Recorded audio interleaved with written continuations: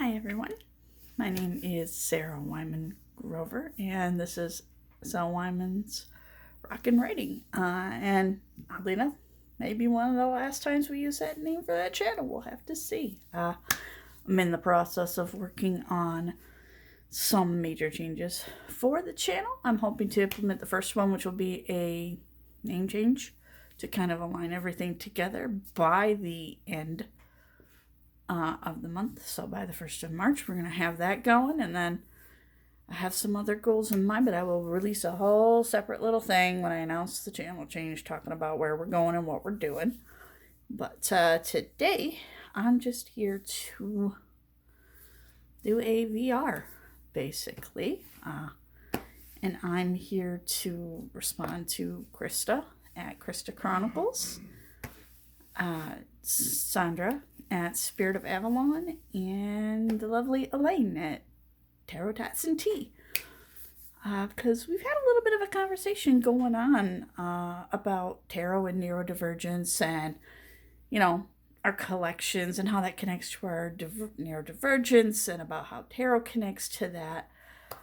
So I just kind of wanted to jump in and add to the conversation because as someone who is neurodivergent and has a lot going on, I just thought I could, maybe jump in and not only show support for those ladies and their channels and, shout them out, but also kind of encourage other people who are on the spectrum who are neurodivergent to start, making videos about it, to start doing VRs about it, to, let's normalize this conversation. Let's talk about it a little more. All right. So, without further ado, let's get into this. This is going to be a little bit personal, probably. There's going to be a lot of vulnerability here. So I'm hoping I can keep the emotions in check. Maybe a little uncomfortable, but we're going to push through. And I'm just going to grab a deck right here so that I have something to do with my hands while we talk. I'm just going to be shuffling. It's Fairy Tale Tarot by Lisa Hunt. I'm not going to be showing cards or anything. It's just going to be in my hands while we talk. Because of the subject matter, I need to fidget. It's going to help. All right, so let's go ahead and I'll real quick shout out Christa's channel. It's called Christa Chronicles. She has a wonderful series about tarot and neurodivergence. She does a lot of really cute VRs and deck walkthroughs. So, please go support. If you have the opportunity, give her a like and a subscribe. Let's keep supporting everybody as we go. Let's keep the support in the tarot tube community going up. She started this tag a while ago and was talking about how, the tarot collections are kind of a part of the neurodivergent thing, and that kind of sparked the conversation about how we have hobbies as people with neurodivergence and, people, those of us who are on the autistic spectrum and have ADHD, we collect things. We just fall into hobbies. Sometimes we go a little overboard and we have a tendency to buy all of the accoutrements for a brand new thing we want to learn, and then a month later we're bored and move on. And then we have the things that we kind of collect that we wind up cycling back to our whole lives. And that's kind of the conversation she was wanting to start, and about how before she even got diagnosed, because a lot of women don't get diagnosed right away. That it was one of the clues that kind of eventually, looking back on it, she went, oh, that should have told me. Which, surprise, surprise. And I'll get into my own diagnosis and everything in a moment. But I wanted to pause before I did so because I really, really also wanted to address Sandra from Spirit of Avalon. I've been watching a lot of her videos lately, and I really related hard to a lot of things she was saying about how, not only on that video, but on other videos about how, it was looked at, that collecting and some of the little tics that you can potentially have as someone who's neurodivergent can really get people's eyebrows raising, and sometimes they can say some really mean things. And I remember watching her video and her saying something about, I always got, why can't you just be normal? And that broke my heart to hear that. Because, first of all, please go watch her videos. Please go check out Spirit of Avalon. Sandra is a wonderful, gentle, great person. Very funny, very witty. Such a quiet, calming voice. She just exudes the, lovely person. I just really enjoy her energy. And that broke my heart hearing that, because I got it too. I got it a lot. Why can't you be normal? Which is why I kind of jokingly had to give her the clapback of, well, why can't you be interesting? Because, you grow up hearing it a lot, and that hurts. Because, believe me, a lot of us with neurodivergent issues, it's like, do you really think we want it to be born this way? No.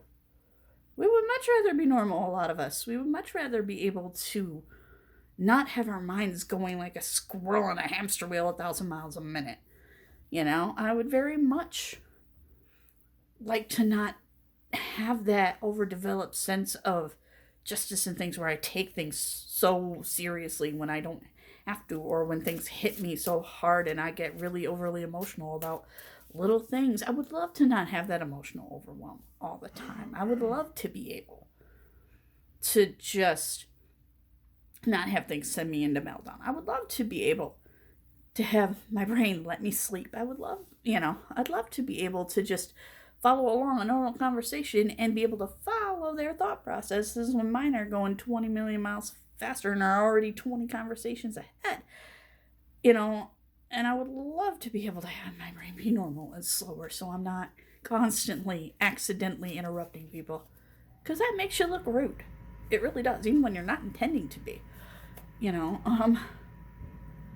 Also the other little neurodivergent tendency that can make us look rude is when somebody gives us a story and says, oh, hey, this is what's going on with me.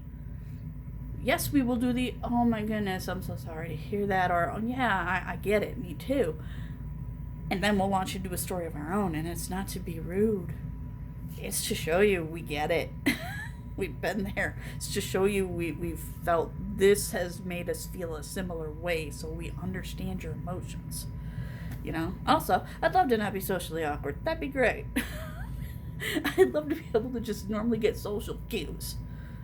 But here we are, and there's a reason why if something ever happens to my husband, I'm not dating again. There's reasons for it, okay? So, I just wanted to take that quick second to say, hey, Sandra, I feel you. I've been there too. I've heard the same thing, So, and I understand how poorly that can make you feel to hear that all the time, and I understand how that can lead you down the rabbit hole of, well, is there something wrong with me? Am I not normal? Am I a freak? And it can lead you to call yourself horrible names and really be hard on yourself. And I hope that it hasn't gotten that hard for you. I really do. And if it has, I hope that you've been able to move past it, because I hate hearing that other people go through that too. It breaks my heart. So I love you. I support you. Been there. And the last person I want to shout out before I talk a little bit more about my own experience is the lovely Elaine from Tarot Tats and Tea. She is bright ray of sunshine and one of my best internet buds. So if you can give her some love, please do. And I just wanted to give her a quick, say hey and say thank you, Elaine, for being so vulnerable and for sharing so much of your story. And I could feel your love for your kids when you were sitting there talking about them and how, you feel your kids are just wonderful people, and, talking about all their unique little quirks and things that, made you feel like, well, maybe it's a family thing. I loved that.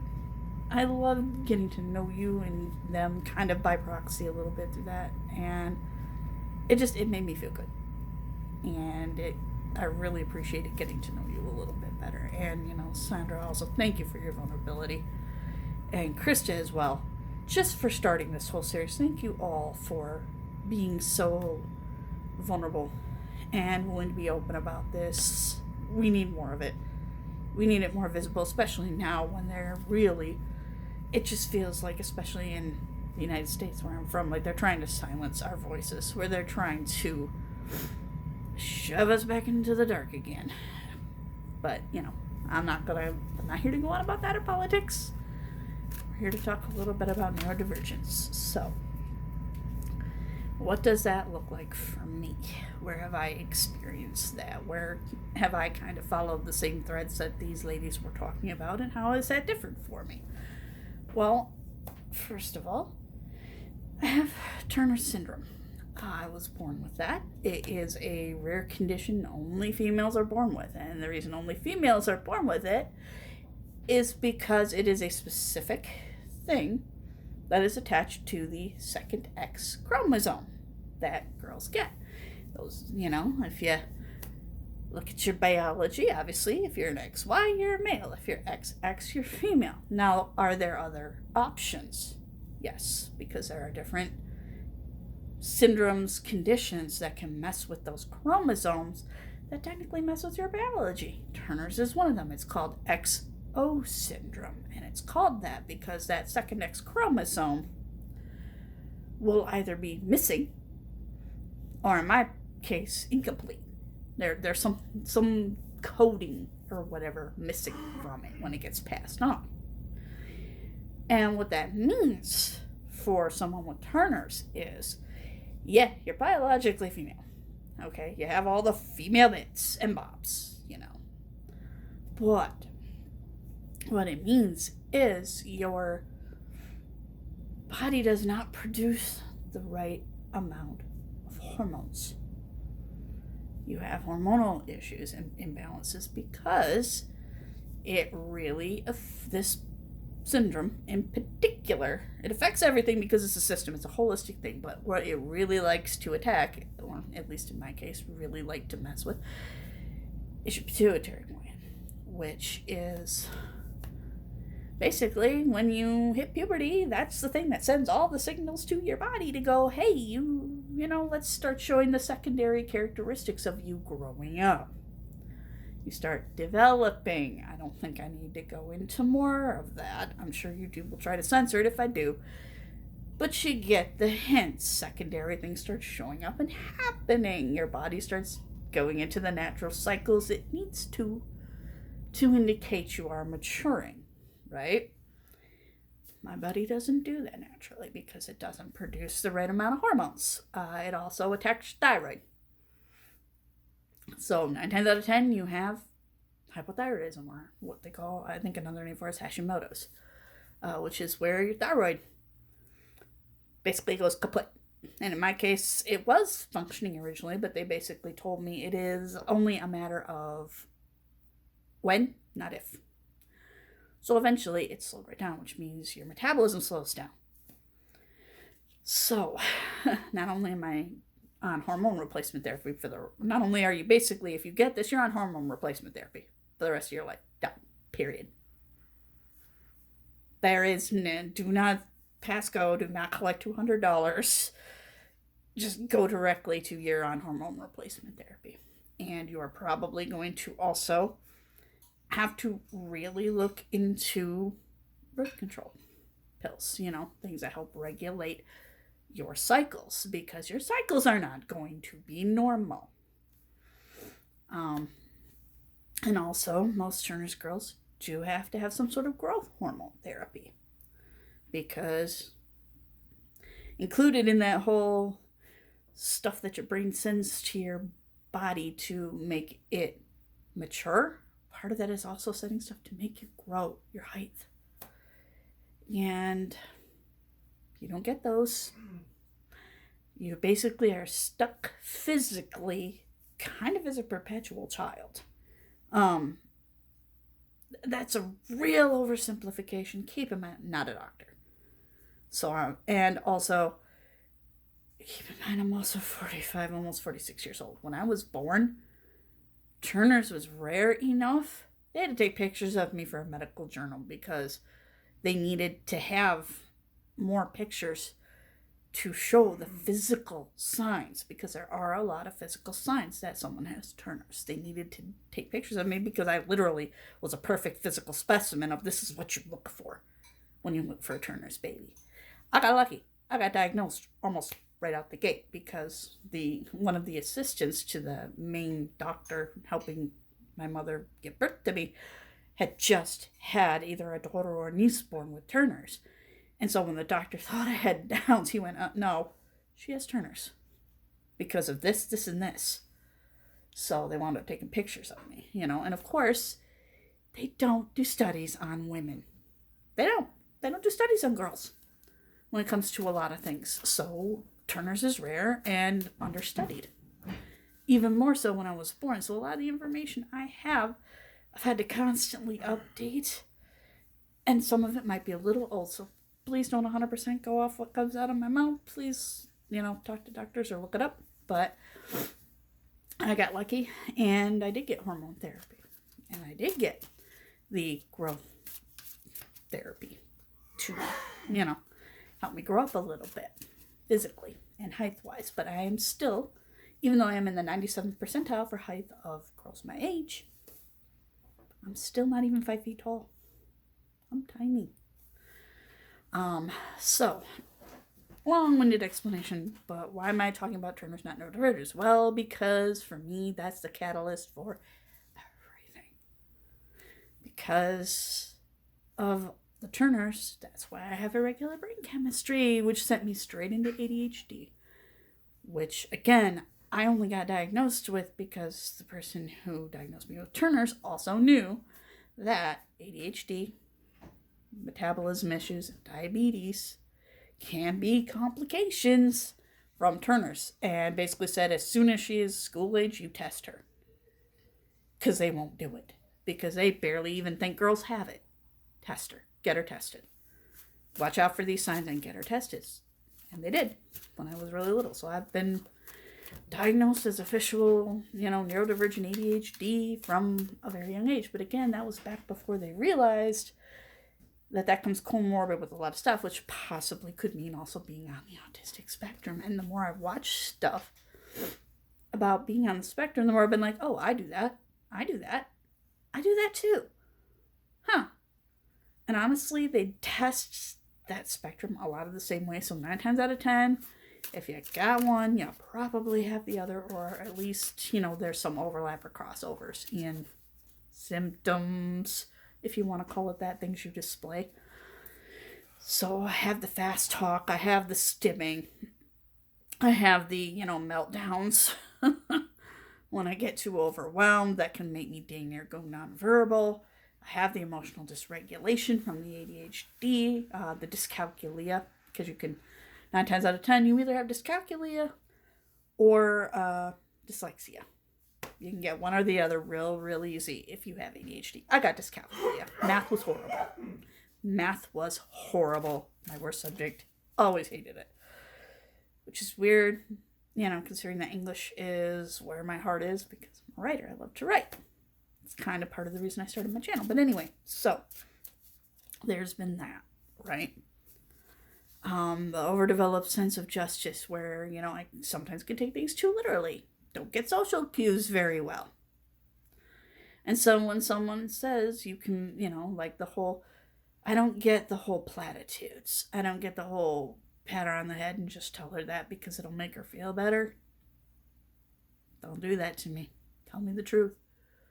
Because I'll freaking believe you. And it's led to a lot of problems. Like the whole, this is the way things should work, but it's not the way things actually work. Because I will ask the neurodivergent person's favorite question. Why? Why not? It can work that way. So why doesn't it? Well, because it doesn't. Well, why not? Why don't we make it work that way? Why don't we make it work better? Little things like that. But all of that long-windedly to say, I had a lot of issues like that growing up. And so I'd wind up really alienating my peers as a little kid because I didn't act like them. I didn't think like them. I didn't function like them. And, like a lot of people on the spectrum, I can be very extroverted with people I'm comfortable with, but when I'm not, introvert. But it was almost like I always had to sit at the front of the class so I could hear, because I have one ear hearing. Again, part of the Turners. I'm prone to ear infections and we're prone to hearing loss. I wound up with both and losing hearing in my right ear when I was very little. Little enough I don't even remember what it's like to have both ears functioning. So there's that. I just got picked on a lot, horribly bullied. More for my physical appearance than anything else, because I grew up in the 80s. And if you weren't tall, tan, blonde haired, blue eyed, and with a big chest, you're ugly. And I got called that a lot. And I still have to uncouple myself from that, and realize that they were children. Children are cruel. That's just how it goes. But it always really deeply affected me. Badly. To the point of me internalizing a lot of that. Why are you being so lazy? Why are you procrastinating when it's executive dysfunction that comes with ADHD? But at school, of course, they didn't know that. Because 80s. You're a girl, you don't have ADHD, you're not hyperactive. So I internalized a lot of self-hate that I've had to, still haven't completely dismantled, but we're working on it. We are working on it. Just things like that, getting bullied and constantly feeling othered and feeling like I don't fit in. And then, of course, having the realization that I don't fucking want to. Because if fitting in means acting like these guys, I don't want to. So I just kind of grew into the whole Wednesday Addams, Morticia Addams, Stevie Nicks kind of. I'm the weird one, and that's just how it's gonna be. I had to kind of grow into that. And yes, I'm okay with it. Yes, I've accepted it, but I'm not gonna lie, it's also partially a defense mechanism for the fact that I get a lot of flack for being different. A lot less now, because things have changed. But as a neurodivergent nerd in the 80s, yeah, all the hobbies that I have that are now cool, like D&D. My shirt says How We Roll, has all the dice for D&D. But, like D&D, like fantasy books and novels, like reading just all the nerdy crap that I was into as a kid wasn't cool when I was a kid. So, and I realized that my camera here is about to probably cut me off. I've only got about 5 minutes. So what I will do is I'll make a more targeted, a little bit less rambly, a little more peppy, maybe just a little more actual. Let's talk a little bit about how these things have expressed through tarot. I'll make a part 2 to it to kind of add to more videos, because I want to do more videos and to encourage more people to have a chance to do VRs about this. So this is more of my origin story of being neurodivergent. We'll do it like that, and then the second half I'll talk more about how that's expressed in like collections and how my neurodivergence kind of expressed itself, because it kind of went into a lot of ways and I don't really have time to go into it before this will cut me off. And I don't want us to be awkward panda at the end here. So I'm going to stop for now. I will make a part 2, but I think I'll wait and really make some notes and collect myself a little more. Probably rewatch those videos so I can address more personal things about what was said in them, and I can, roll off of that. And also because, again, I'll be shouting these ladies out again, because I definitely want to see their channels grow. I want to give them all the love and support, because I know being neurodivergent is freaking hard, and sometimes you don't get the love and support and the understanding you need. And I can only go off my own experience, and if mine is like anybody else's, there were times it was pretty awful and very lonely, and I don't want anybody else to feel like that if I can avoid it. So, anyway, we'll end it there. Thank you if you stuck with me for this long. Please, if you enjoy what you've seen here, consider doing like, subscribe, share, all that wonderful stuff. Commenting, keep the conversation going, do some VRs. But please, please, please, check out Christa at Christa Chronicles and Sandra at Spirit of Avalon and Elaine at Tarot Tats and Tea. Give them a listen and, perhaps give them some support. Keep us going. We try to keep it like a fam here on Tarot Tube. So let's keep that spirit going. I hope everybody's having a good day. Be safe out there, everyone. And I will get a part 2 going to this and probably up a lot sooner than some of my other videos. Just because I feel like I had to kind of stop in the middle of the story with this one. But anyway, I appreciate you sitting through my ramblings. I appreciate you all. Thank you for coming. And I'll keep you up to date with any channel news, name changes, anything like that. I got a couple more tags coming down the pipeline. And we'll see you soon, okay? You guys have a great day. Bye for now.